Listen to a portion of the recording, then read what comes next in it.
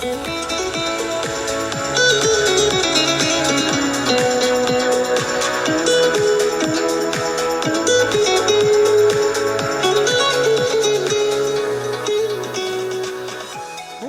et bienvenue sur En tête-à-tête à cœur ouvert, le podcast qui met en lumière des sensibilités d'horizons divers et variés avec des parcours très inspirants. Nous aborderons avec mes invités les challenges auxquels ils, elles, ont dû faire face, les clés, les stratégies, l'impulsion qui leur ont permis de traverser ces périodes avec brio et panache. Nous évoquerons développement personnel, entrepreneuriat, leçons de vie et petit bonus, mes invités nous dévoileront leur conception, leur définition de la réussite. Alors préparez-vous à passer un moment savoureux en notre compagnie. Je vous souhaite une très belle écoute et merci infiniment d'être passé par ici. Alors aujourd'hui, je suis très honorée, très heureuse de recevoir mon invité qui m'a fait l'honneur d'être ici, d'avoir accepté d'être ici. C'est une entrepreneur. C'est une personne qui déploie ses forces euh, dans les ressources humaines. Elle est aussi créatrice d'un podcast très connu qui s'appelle We Talk. Et donc, je suis très honorée de recevoir Nicole Eweck aujourd'hui. C'est ça. Donc voilà, bonjour Nicole. Bonjour Agnès. Et merci encore infiniment, je ne cesserai de le répéter aujourd'hui. C'est un plaisir. D'être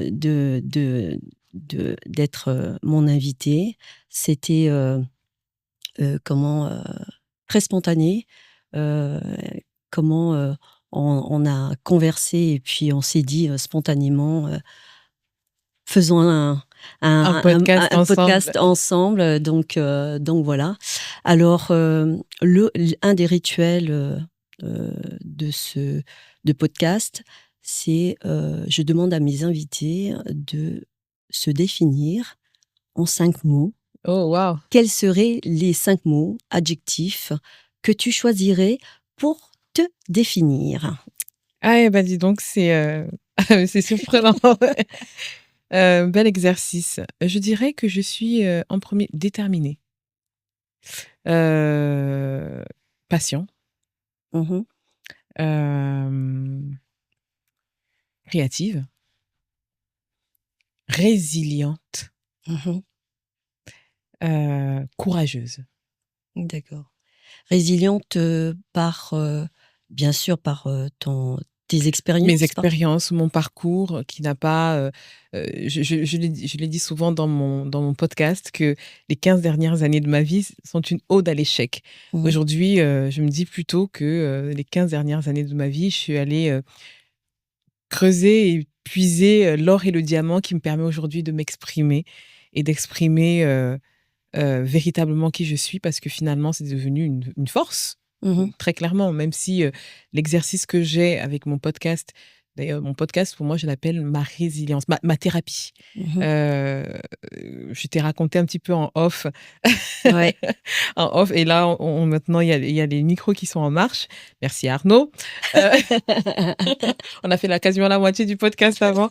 Donc en fait il y a 2 ans, donc en mars 2023, j'étais à un événement sur le 8 mars où j'ai écouté des gens parler de leur vie, de leur parcours. Il y en avait une qui, dans le témoignage, m'a particulièrement touchée, qui a parlé de son agression, l'agression sexuelle dont elle avait été victime.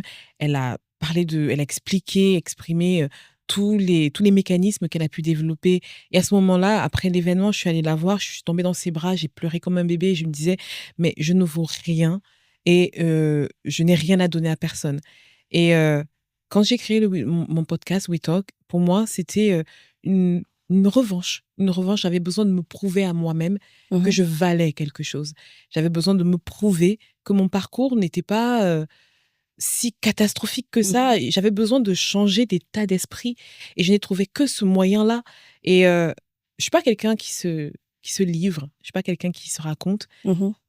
Je suis plutôt, à la limite, je rase les murs, c'est plus je rase les murs, mieux je me porte et le fait d'écouter les gens, petit à petit, j'ai réussi à fermer, penser en tout cas, certaines blessures et aujourd'hui je suis, en termes d'estime de moi en tout cas, je pense que j'ai, comme on dit, level up vraiment énormément et je me Mmh. sens beaucoup mieux. Et c'est en fait en écoutant, les autres que tu te dis: «Il y a d'autres personnes qui ont vécu, heu, un drame, qui ont vécu, une expérience, pénible, Mmh. une expérience, qui peut, te mettre à terre pendant longtemps, si tu décides pas à un moment donné de: «OK, bon, bah, je suis à terre, mais je vaux mieux que ça, je mérite mieux que ça». Oui, oui, Donc clairement, oui. En fait, hem, il y a un vrai pouvoir dans les mots que l'on utilise. Il y a une vraie puissance. Hem, j'adhère. ouais, quand, quand tu quand tu dis quand je dis: «We Talk, c'est ma thérapie», à ce moment-là, je décide que je veux guérir via ce canal et tout se met en marche, tout se met Mmh. en place. Chaque invité que la vie apporte devant ramène à ce projet, c'est une pierre, c'est comme une pilule qui m'est donnée pour moi à guérir. C'est un Mmh. projet totalement égoïste à la base. Mmh. Je l'ai fait d'abord pour moi, pour, me sentir mieux, pour, me prouver que je valais quelque chose et chaque histoire, grande, petite, de toutes les façons, pour moi, il n'y a pas de petites histoires. Chacun a une grande histoire. Chaque histoire vient et m'aide à me consoler et le fait, oui, d'écouter les gens dire: «Tu sais, j'ai vécu ça, mais voilà comment j'ai rebondi», je me dis: «Mais punaise» et parfois, tu vois, j'utilise certaines clés pour moi-même me relever de situations, même dans le quotidien, si je vis des choses, plus ou moins difficiles. Je me dis: «Mais, telle personne a dit telle chose, il y est arrivé, moi aussi je vais actionner ça». En fait, je m'auto-coach avec des Mmh. gens, qui sont pas coachs, mais qui viennent raconter finalement, quel est le meilleur coach si ce n'est celui qui a vécu des choses et qui vient te dire comment il y est parvenu, enfin, Mmh mh. comment il a réussi à transformer, ses défis en force? Alors donc quelles seraient les clés que tu as, enregistrées et fait tiennes Je pense que l'un, des expériences des autres? ouais, le sens de la responsabilité. Mmh. Dans un Sur tes choix de Oui, vie? sur mes choix de vie. Mmh. Je pense à un épisode avec Aya Milagros, par exemple, je Mmh. vais en parler, où elle dit à un moment: «Mais quelle est ta part de Mmh. responsabilité?» C'est, je dis souvent: «On n'est pas responsable», enfin, j'ai constaté, pas je dis, mais j'ai constaté que on n'est pas responsable du mal que l'on nous fait. Moi, par exemple, j'ai vécu, entre les mains d'un gourou pendant, un peu plus de 6 ans, 7 ans quasiment. Mmh. J'ai mis 8 ans à sortir de là véritablement, à déconstruire certains schémas et à un moment, il y a ce qu'on appelle sa part de responsabilité. Mmh. Je ne suis pas responsable du mal qu'il m'a fait parce à ce moment-là, si j'avais eu les armes que j'ai aujourd'hui, je ne serais jamais tombée dans cette, emprise et cetera. En revanche, de ces traumas, je sais que j'ai développé certains mécanismes. Quand j'en prends conscience, je suis responsable de ce que je fais, Mmh. des traumas et de la personne que je veux devenir. Soit je me responsabilise et je fais le nécessaire pour, devenir, pour guérir de ça, soit je décide de demeurer dans la culpabilisation de l'autre, pour ne pas voir finalement ma propre responsabilité aujourd'hui sur ce que je fais du mal que l'on m'a fait. Mmh. Comment je remonte? Parce qu'une personne qui décide de ne pas guérir de ses blessures, c'est une personne aussi toxique que la personne qui lui a fait du mal. Parce que tu développes des comportements, tu développes Tout à des fait. réflexes, des attitudes Mmh. qui font que parfois tu peux devenir très, très toxique pour Mmh ton mh. entourage. Tu deviens très pénible et c'est ta responsabilité à ce moment-là. Mmh. Mais parfois, quand tu es dans le tourbillon, Oui. de des méfaits que, que tu, quelque part aussi, on accepte, on autorise l'autre à, à t'infliger le mal. Mais je dis pas que, comme on appelle ça, que comment ils ont raison ou je ne sais quoi, mais en fait, comme tu dis, à un moment donné, maintenant, tu n'autoriserais pas ça. Le fait, à un moment donné, inconsciemment ou consciemment, tu ou peu importe la personne j'allais dire, subit ou ce genre d'expérience, une part d'elle autorise en fait ces comportements. Et, et, et quand tu es dans les tourments, enfin dans le tourbillon des tourments, comment à un moment donné tu te dis, je lève la tête et non, au final là c'est pas possible. C'est pas possible, je ne mérite pas cette situation. Qu'est-ce qui fait que... J'ai une scène dans ma tête. Tu vas me faire dire des choses. Alors, j'ai une scène dans ma tête où, et je pense que c'est ça qui est le déclencheur, le déclic du fait que je me sépare, que je parte et que je quitte les griffes de cette personne, de cette très méchante personne. D'ailleurs, je l'ai appelée la méchante personne. Je revenais d'un voyage à Londres. On avait fait une séance de covoiturage. Et je me souviens d'une scène où j'étais tellement en colère, mais tellement en colère, et c'était une colère totalement injustifiée, où je parlais, et j'ai eu le sentiment que je suis sortie de mon corps et que je me regardais. Et j'ai vu une personne, et je la regardais parler, agir, et je disais, mais qui est-elle? En tout cas, à ce moment-là, moi, je me regardais, je disais, ça, ce n'est pas moi. Ça, c'est lui. Et ça, ce n'est pas moi. À partir de ce jour-là, j'ai une amie, qui est très, très bonne amie aujourd'hui, à qui j'ai commencé à parler. Parce que pour te libérer d'une emprise, il faut que tu libères la parole. Je me suis mise à dire ce qui se passait. Et au fur et à mesure que je parlais, l'emprise de cette personne, je me suis défaite de cette emprise. Et donc, ça a été le déclic. Ensuite, dans toutes les autres situations diverses et variées, il y a un moment où tu es dans le tourbillon. Enfin, moi, dans mon mécanisme, je suis dans le tourbillon, ça va pas, tout est sombre, tout est noir. J'ai l'impression d'être dans une pièce, je suis enfermée et j'essaie de... Ce qui est bien, c'est que... On se débat. Oui, on se débat, c'est très dur. Mais j'ai un mécanisme quand même, c'est que je cherche la sortie. Quelle que soit la situation, je cherche toujours la sortie parce que je suis quelqu'un de profondément et fondamentalement libre. Ah tiens, un des mots qui me caractérise, c'est la liberté. Et ça, c'est quelque chose qui fait partie de mon ADN depuis que je suis petite. Et c'est peut-être ça qui t'a sauvée, hein? Oui, et de toutes les situations, parce que finalement, je suis partie souvent d'une emprise à une emprise, etc. Mais ce besoin de liberté tellement fort et tellement fort chez moi que c'est ça. Voilà, systématiquement, je cherche toujours la sortie.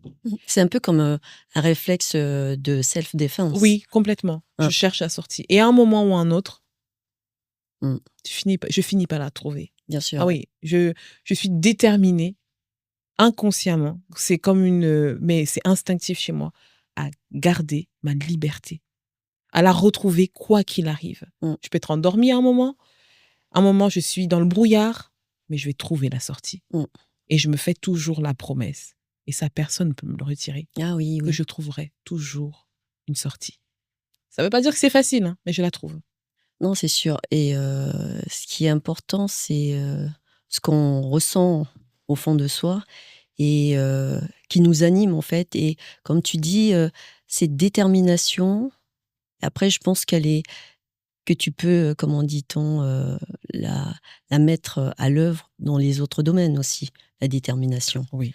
Comment on appelle ça, même dans l'entrepreneuriat, c'est comment en expérimentant des challenges, mais dès lors où tu sais où tu vas, peu importe ce qu'il y a au fond de toi, enfin, je veux dire, tu es tellement déterminé que, eh ben, coûte que coûte, tu y vas. Ah oui, toujours, Donc, toujours. et est-ce que tu sais ce qui la base, le fondement de cette détermination? Je Et pense que je ressens c'est une part d'éducation, c'est une part. je pense que c'est ma mère. Mmh. Je pense que ce trait de caractère me vient Oh, les profondément mamans. de ma mère. Oui, non, mais vraiment, intrinsèquement, je ne m'avoue jamais vaincue, au fond. Je peux tomber, je vais avoir mal, je vais être très faible, je vais, même perdre mon estime, perdre tout, mais tu peux pas m'enlever, ma détermination. Tu peux pas m'ôter le fait qu'un jour ou l'autre, je vais partir. Mmh. Je vais être libre. Mmh mh. Et ça ne souffre d'aucun, ça, c'est non négociable chez moi. Mmh. C'est non négociable. Et effectivement, cette détermination, ça sur mon podcast, parfois je me dis: «Mais punaise, tu as mis une machine en marche, ça a à peine 1 an». Mmh. WeTalk a 1 an. J'ai enregistré le premier épisode ici, quelque temps après je pense le 22 février. Mmh. Donc ça fait tout juste 1 an. Mais le travail que j'ai accompli, c'est-à-dire pour la première fois de ma vie, je me suis autorisée à mettre toute l'énergie que j'ai l'habitude de donner aux autres, à me la donner en priorité. Mmh. C'est tellement bon de faire de soi une priorité. De C'est s'en rendre compte, enfin, de se rendre compte oh oui, de s'en rendre compte. et de s'autoriser à ça. Oui, oui, oui, oui. Parce qu'en fait, en fin 2023, au moment où je me dis: je suis tombée, je suis encore, tu sais, j'étais déjà tellement bas et et j'ai vécu quelque chose qui m'a mis encore plus bas. Je savais pas que je pouvais tomber encore plus Mmh bas mh. que bas. Et à ce moment-là, je me suis dit: «Mais soit tu sombres et tu te relèves plus, Mmh. c'est non négociable, Mmh. soit tu fais quelque chose qui va changer ta vie à jamais». Mmh. Et j'aime bien ça. Mmh. J'aime bien, tu sais, la puissance de la parole. Oui. Moi, ce que je dis, j'ai un code d'honneur avec moi-même, je le fais. Mmh. Et au moment où je prends la décision, je dis: «Ce que tu vas faire va changer le cours de ta vie». À ce moment-là, je le sais au fond de moi. Mmh. C'est comme un enfant, je j'ai pas d'enfant, mais ça prend vie à l'intérieur de moi. C'est tellement fort Mmh mh. que je savais que WeTalk changerait ma vie, Mmh. quoi qu'il arrive. Et peut avoir des moments de doute. Est-ce que je vais bien faire ou pas, et C'est cetera. Bon, ça, c'est le c'est quotidien, hein, c'est normal. Mais cette détermination que j'ai mis, et je me suis dit, j'ai l'habitude de donner des conseils à d'autres, de vouloir les accompagner parce Mmh qu'au mh. final, je tombe dans les griffes de ce gourou parce que finalement, il avait un projet, et cetera, et je me mets à travailler sur son projet. J'ai tendance à travailler sur le projet des gens et donc à leur donner de mon énergie, de ma Mmh. force. Là, j'ai dit: «Plus jamais. Là, tu vois, t'arrêtes. Non, tu le fais pour toi». Je travaillais avec une amie à l'époque. Je lui avais promis même de l'aider, de l'accompagner, et pour la première fois de ma vie, une promesse que j'ai faite, j'ai décidé que je ne la tiendrai pas. Je lui ai dit: «Écoute, tu sais quoi? Bonne nouvelle, j'ai une bonne et une mauvaise nouvelle. La bonne, c'est que je vais penser à moi. Je vais me prioriser. La mauvaise, c'est que je vais devoir quitter ton projet». Heu, C'était dur pour elle. Elle s'est sentie certainement trahie. Heu, mais une promesse que tu fais dans laquelle c'est toi, tu sais que à la fin, Mmh. c'est toi qui perds, ce n'est pas une promesse. Donc je me suis donné le droit à ce moment-là de rompre ma parole et de me choisir. Mmh. Je me suis choisie et punaise, Qu'est-ce que c'est bon? qu'est-ce que c'est bon! Mmh. Qu'est-ce que c'est bon de mettre son énergie sur soi. Qu'est-ce que c'est bon d'assumer son égoïsme. Mmh. Et c'est un égoïsme sain. Et moi, j'appellerais pas ça de l'égoïsme, c'est plus, du bien-être qu'au final, c'est répercuté sur les autres. Mmh. Tu sais, c'est un peu comme, l'histoire, en avion, quand il y a des dépressurisation, le masque, on le met d'abord pour soi, Oui, pour aider l'autre. Donc, dès lors où on est bien soi-même, on peut aider l'autre. exactement, Donc, exact. être, à fond, dans tout ce qui peut, enfin, je veux dire, tout ce qui est projet avec les autres, peu importe, le projet. Donc, ce qui est important, c'est souvent défini, comme de l'égoïsme, mais Moi, j'appellerais ça, plutôt, j'allais dire, un bien-être, qui sera répercuté aussi, vers l'autre, en De fait. l'amour de soi, tout simplement. Exactement, exactement. Et je trouve que c'est cet acte, oui, de priorisation, moi j'appelle ça égoïsme sain, parce qu'il y a des gens qui vont te dire: «Ah mais tu ne penses qu'à toi». Mais c'est un acte quand tu es généreux avec toi-même, tu es généreux avec les autres. Mmh. Au final, le fait de faire ça, je sais que ça apporte beaucoup aux gens. Les gens m'écrivent, me disent comment mes épisodes leur font du bien, tel invité leur a fait du bien, le témoignage de tel. Mais d'un acte qui n'est fait d'abord que pour moi, j'aide plus les gens que si j'étais restée sur le projet de cette amie et que j'avais travaillé sur son projet à elle, je n'aurais pas eu le même impact. Mmh Et mh. l'idée, c'est de grandir dans ce que je fais et d'aller encore plus loin, le plus loin possible. Donc, faut pas que les gens aient peur, en fait. Mmh. Sincèrement, se choisir, c'est dur. C'est dur parce qu'il faut affronter le regard de l'autre. Bah, il y a aussi, toutes ces, les injonctions qu'on nous a imposées, dans l'enfance. Sois gentil, Mmh. fais ça pour, l'autre, enfin toujours l'autre, l'autre, l'autre. Être, dans l'autre, pour s'accomplir et en fait, c'est comme, j'allais dire, c'est hypnotique en fait et en fait, dès lors où on sort de ce «carcan» entre guillemets, parce que moi j'appelle ça un carcan, et bien voilà, c'est c'est mal, c'est mal. Heu, donc voilà, et c'est très bien que maintenant il est de bon temps, de se dire que, bah, dès lors où on priorise, on se priorise, et ben, en fait, au final, c'est, j'allais dire, un pas aussi vers l'autre. C'est un vrai pas vers l'autre. Mmh. En fait, j'ai compris que quand on se choisit, les autres nous choisissent. Tout à fait. Quand tu choisis les autres, ils vont ils vont pas te choisir, ils vont se Mmh mh. choisir eux et c'est Mmh toi mh. qui va en Mmh pâtir. mh. Donc, faut se choisir. C'est pas très compliqué. Mmh. Alors ça se traduit de mille et une manières. Donc moi, je ne parlerai que de mon expérience, personnelle, mais que ce soit dans la vie de couple, que ce soit, dans, au travail, que ce soit, en amitié. Parfois, il faut savoir dire non à des amis, à ses Mmh. amis. Il faut savoir dire non à son compagnon, conjoint, conjointe, peu importe. Il faut pouvoir dire parfois aussi non au travail. Il faut pouvoir dire non aux autres Mmh. et se dire: «Là, tu vois, c'est pas en phase avec qui je suis». Tout à C'est fait. dur, c'est un exercice qui est très difficile parce que, surtout en amour, j'ai remarqué, on a la tendance naturelle et je vais dire peut-être plus les femmes que les hommes, Mmh mh. à, quand on tombe amoureux, on a tendance à s'oublier pour donner tout à l'autre. Beaucoup. En tout cas, Mmh mh. on peut souvent avoir tendance, ou en tout cas, le mécanisme, on va Mmh dire, mh. Mmh mh. naturel, c'est tu t'abandonnes et tu veux beaucoup donner. C'est pas qu'il faut pas donner, mais donne-toi plus à toi. C'est ça. Mais pourquoi s'abandonner, en fait? Quelque part, pourquoi? Il y a aussi ce réflexe de Hem, vouloir, plaire, ou encore j'allais dire ce réflexe, entre guillemets «pavlovien», ça c'est peut-être souvent les la premiers. dépendance affective, ça, tu vois, j'ai eu un invité il y a quelques jours, c'était un coach en relation amoureuse, où j'ai compris moi, par exemple, mes propres schémas, mes Mmh propres mh. mécanismes en Mmh mh. amour et bon, si je suis amoureuse, Mmh mh. ce qui peut parfois arriver, c'est que, hem, je peux pas avoir tendance Mmh mh. à oublier mes priorités et cetera.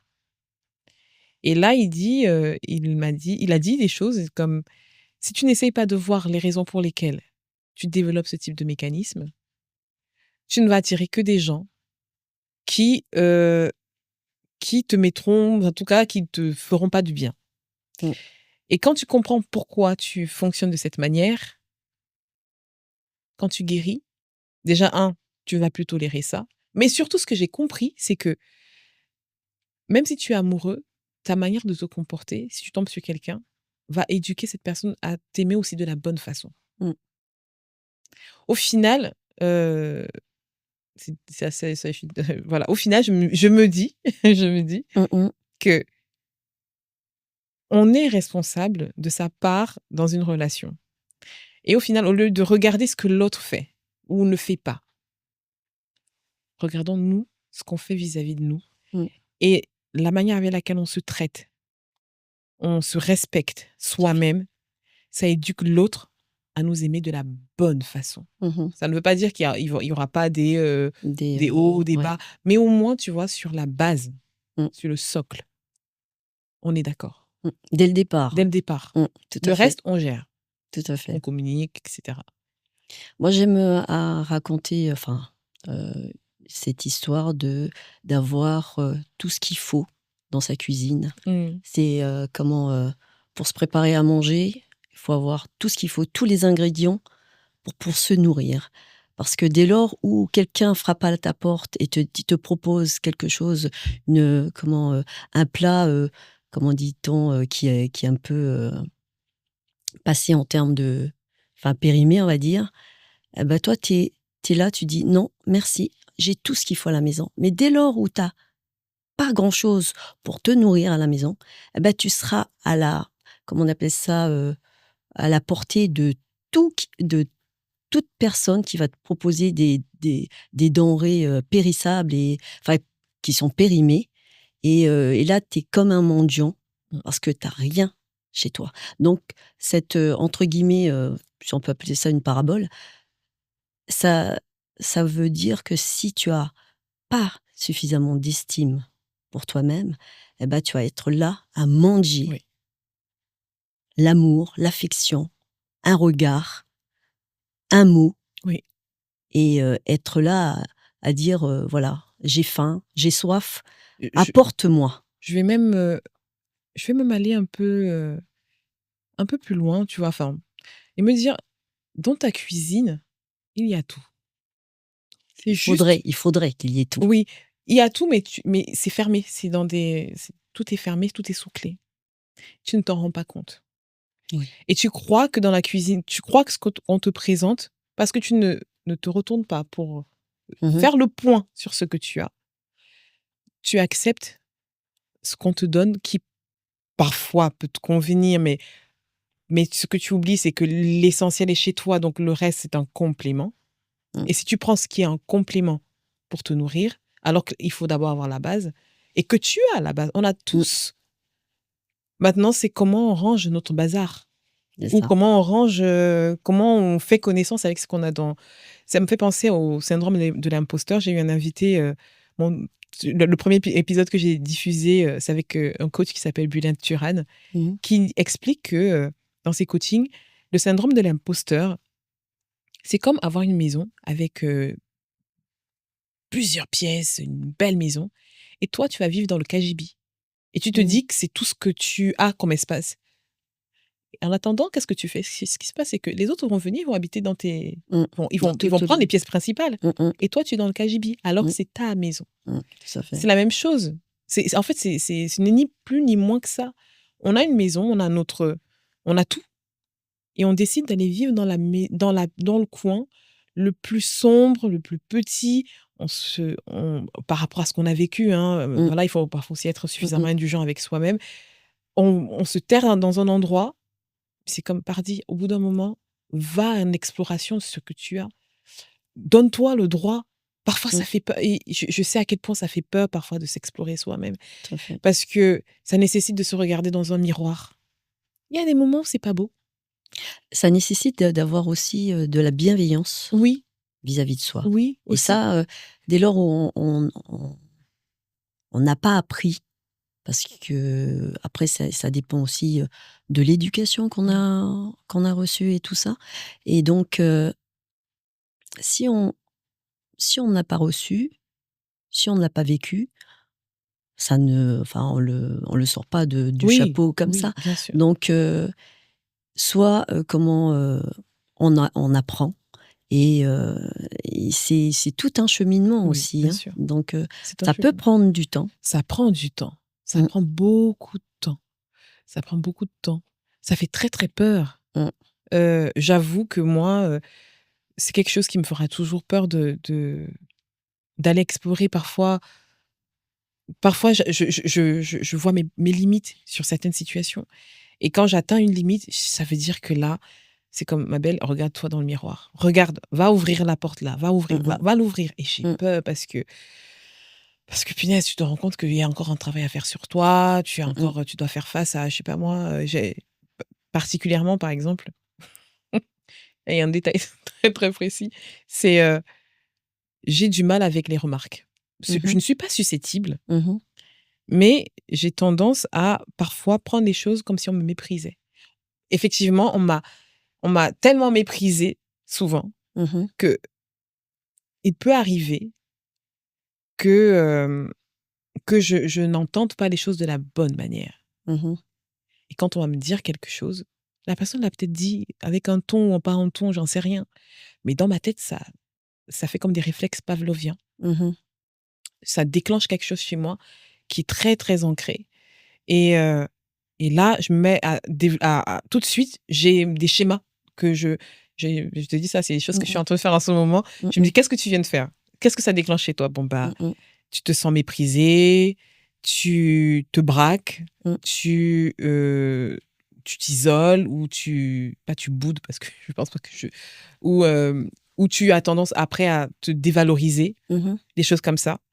Et là, tu te dis: «OK, d'accord. Donc ça veut dire qu'il faut que j'aille chercher dans cette histoire, que j'aille ouvrir cette porte, que je me dise: "Mais pourquoi tu fais ça?"» Tu essaies de comprendre pour Mais moi, je mais trouve que bravo. Non, mais c'est on devrait tous faire ça, en fait, tu vois? ouais, De: «Ah mais pourquoi, je ressens ça en telle situation? Pourquoi? Qu'est-ce que ça projette chez moi? Enfin, quelle est, l'expérience qui résonne mmh, dans ce que je viens de vivre, en fait?» ouais. Et non, mais bravo. Et le truc, c'est que, tu vois, c'est difficile d'ouvrir une porte, Oh oui. mais regarde le chemin que tu as parcouru. Tu te dis: «Ah ouais, là, il y a quelque temps, je serais pas ici, là, en fait», tu Non, vois? non. Et là, tu vois, quand tu vas ouvrir la porte et après tu seras ailleurs, quelques kilomètres plus loin, quelques kilomètres plus loin, tu te diras: «Ah ouais, mais j'ai traversé tout ça, là, tous ces couloirs». Ouais, oui, Et c'est après, vrai. à ce moment-là aussi, à chaque fois, se dire: «Bravo», se congratuler, tu Mmh, vois? C'est important, parce que, on est parti d'un point A et on a traversé, des kilomètres ou oui. pas, ça peut être des centimètres, mais c'est tellement important, en fait, parce que, d'un mois à un autre, on n'est plus la même Non, personne. pas du tout. Entre On moi, n'est plus on a échangé en décembre ouais. et moi aujourd'hui, Mmh. c'est si tu remarques, Mmh c'est mh. plus tout à fait aussi la même personne. Mmh. Parce qu'à un moment, tu je Tu les yeux qui brillent. Et c'est ça. Non, mais en fait, le corps parle. ouais. C'est quelque part notre miroir inversé, en fait. Donc c'est important de se comment dire? De se donner du temps, Oui.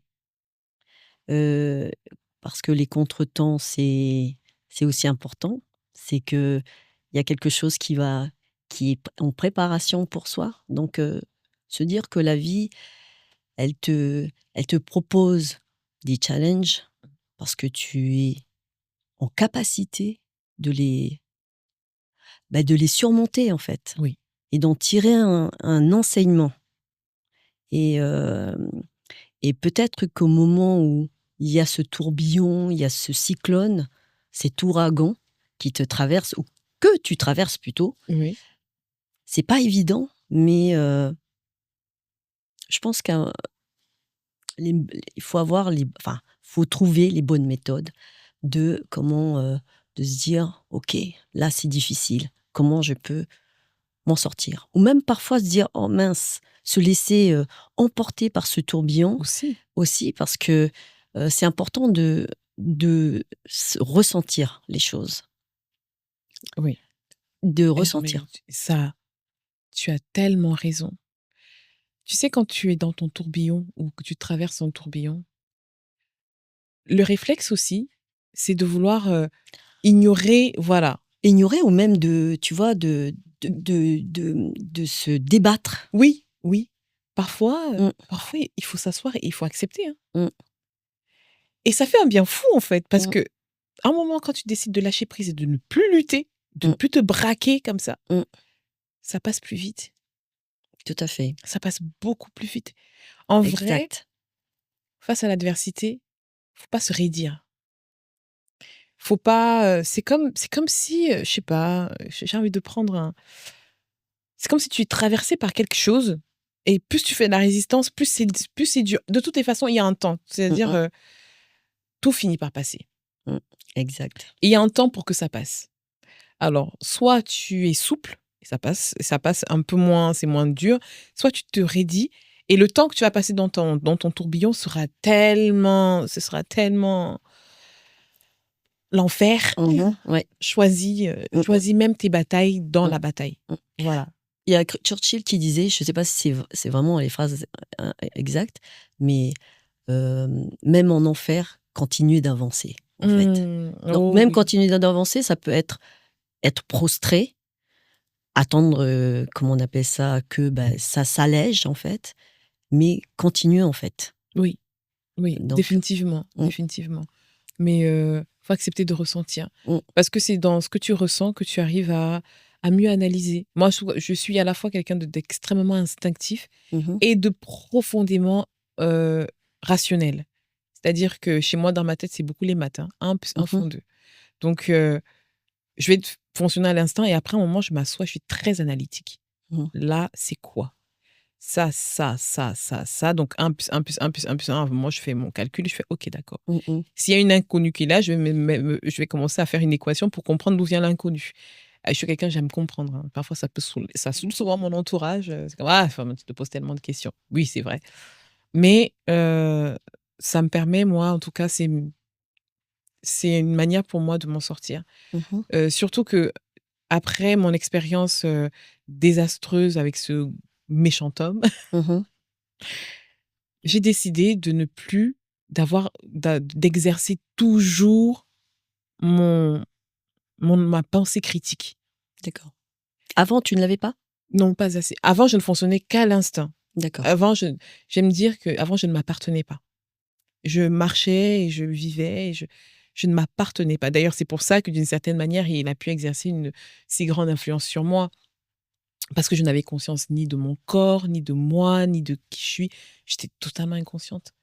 Et à 33 ans, Mmh. le j'ai pris conscience que j'étais quelqu'un, que j'étais faite j'avais des yeux, comme un enfant tout à coup qui naît et qui découvre ses yeux, son Mmh. nez. Mais vraiment, j'ai découvert que Que tu avais tout que que tu j'étais voilà. moi Ouais. et que pendant longtemps, je ne m'appartenais pas. Mmh. C'est fou à dire, je sais pas comment l'expliquer. Et mais Et c'est cette sensation-là que tu avais, oui, que tu as constatée? oui, voilà. Mmh mh. Et grâce à ça, je me suis dit je me suis fait avoir parce que j'arrivais pas à exercer ma pensée critique. Bon, en même temps, à ce moment-là, j'étais tellement, embrumée dans ma tête que je pouvais pas et systématiquement maintenant, quand je suis face à une situation, je m'interroge. Tu l'avais peut-être déjà en toi, hein, Oh oui, certainement, cette capacité, comment d'analyser les choses, peut-être, peut-être, mais en tout cas, j'en ai pris conscience mmh, et j'analyse systématiquement. J'interroge et si pour moi, ça ne fait pas sens, je fais pas. mmh mh, Tu peux m'apporter tous les arguments de la terre, si ça fait pas sens pour moi. On dit que le bon sens, c'est la chose du monde la mieux partagée. S'il n'y a pas de bon sens pour moi, j'adhère pas. d'accord. Et donc, grâce à ça quand même, quand moi-même je fais preuve de non-sens et que je multiplie des réactions de non-sens, Mmh mh. à un moment je m'assois. Parce que la meilleure manière de s'en rendre compte, c'est les remarques des gens. «Oh, mais tu es souvent comme si au départ, tu te dis: «Ah, mais franchement, pourquoi on passe son temps à me faire ce type de remarques?» Puis à un moment, tu te dis: «Écoute, tout le monde ne peut pas avoir tort et toi, tu as raison. Assieds-toi, pose-toi 2 questions. Qu'est-ce qui se passe?» Et là, je m'auto-analyse. Et là, je «Ah OK, d'accord. Ah, ah, ah». Parfois, sur ce truc de, je me sens méprisée, j'ai dû aller poser même des questions à mes parents. ouais, mais quand je suis petite, depuis que j'étais petite, et là, et là, tu fais, ah oui, donc en fait, je suis comme ça depuis que je suis petite. Ah, d'accord, ok. J'interroge tout le monde, des amis, et je fais, ah oui, d'accord, donc c'est comme ça. Donc en fait, vous le subissez un peu. Ok, d'accord. Bon, bah, qu'est-ce que je fais de ça? Mmh. Alors, c'est mon choix. Soit je fais comme si c'était eux qui me saoulent. Soit je décide que là aussi, j'ai envie de travailler. Ça veut pas dire que demain, tout va, voilà. Mais j'en ai conscience et je m'interroge et je me questionne. Est-ce que tu es obligé de réagir de... Est-ce que tu es obligé à chaque fois d'avoir la même réaction? Est-ce que c'est obligé, là, sur ce coup-là? Mmh. Je trouve formidable comment, en fait, tu es parti dans l'autre sens. Le fait d'un moment donné, te rendre compte que tu t'appartenais pas, tu savais pas qui tu étais. Mmh. Tu es parti dans l'autre sens, de vouloir comment, chercher, à tout prix savoir qui tu étais, savoir ce qui était bon pour toi, savoir, comment ça fonctionnait, comment ça peut fonctionner, d'être dans ces questionnements. En fait, c'est, un autre ouais, c'est un moyen de te réapproprier ta vie et de pouvoir ensuite, faire les bons choix qui te semblent les bons, en fait. Oui, Et je trouve formidable d'être, d'être, complètement, impliqué, tu vois? D'aller questionner tes parents, tes proches, tout ça, d'être, impliqué sur, voilà, je suis responsable voilà, de mes actes et de mes faits et gestes. Voilà, comment faire? oui, oui, Et d'être, d'avoir cette implication et puis aussi, comme tu disais tout à l'heure, ce déterminise cette détermination, d'aboutir à ce ouais. non, mais c'est important, enfin, tout le monde ne fait pas ça, en fait. On peut se dire: «Ah, je suis comme ça», tu vois? C'est cette phrase: «Je suis comme ça et je changerai pas, quoi». Donc je sais pas si tu as déjà entendu Oui, ça? Voilà: oui, «Je oui, changerai oui, pas, ouais. à mon âge» ou «Je changerai pas». Alors que si tu choisis, tu peux changer, en Tu fait. peux. Tu... On a toujours le choix, en Mmh. fait. En fait, il faut savoir ce qui... Moi, en tout cas, c'est... j'aime être bien avec moi-même. J'ai compris, pendant longtemps, j'ai cru que j'étais quelqu'un d'extraverti. Mmh mh. Et après, après avoir suivi le coaching, de Bulent, parce que j'avais fait une session de 3 semaines, j'ai découvert que j'étais profondément et fondamentalement introvertie Mmh et que j'aimais être seule. Mmh J'aimais être seule et c'est OK. et c'est... oh mais punaise, mais c'est tellement OK. Mmh mh. Ah non, mais je me sens tellement bien. La meilleure compagnie, c'est Mmh moi-même. mh. Ben, si tu es avec la meilleure personne, ton meilleur ami, ben, tu as envie de passer de bons moments avec ton meilleur ami Mmh. et comme mon meilleur ami, c'est moi-même. Mmh. Exactement et et de toute manière, c'est la je vais dire, c'est la seule compagnie qui va t'accompagner jusqu'au bout. Oui, Donc c'est celle avec laquelle tu vas être, en continu et oui, oui. Oui, donc je dis... autant être, j'allais dire, être bienveillant, être, j'allais dire, dans un amour inconditionnel, ouais, quoi. Donc ouais, ouais, clairement, oui. En fait, je disais à un ami il y a quelques jours, je disais, qui est entrepreneur: «Oui, tu vas faire ça, tu vas réaliser ça, enfin, tu réalises ça et tout et cetera» et il me dit: «Oui».